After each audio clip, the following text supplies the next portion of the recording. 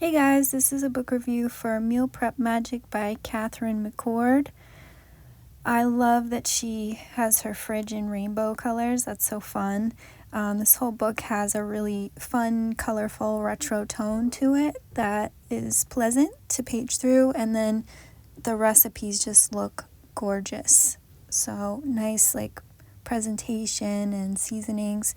What's cool is she adds in this section to enjoy later and repurpose your leftovers. So it's how to reheat things properly, and then how to take like whatever veggie dish you made, how to put it into like a quesadilla or something like that, which is really helpful to cut back on food waste and save money and all of that stuff. So really cool. As I said, the recipes just look beautiful and fresh, and she also has how to prep it in advance to make it easy to cook up. So these are some wonderful family-friendly meals.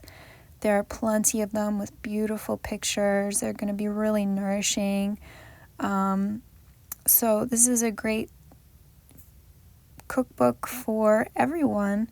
Any veggie frittata, like, that's great for throwing it all in. She does go over like organizing your pantry and keeping it clean with green cleaners. So she covers a lot of info for your whole kitchen. So really nice, fun, good cookbook.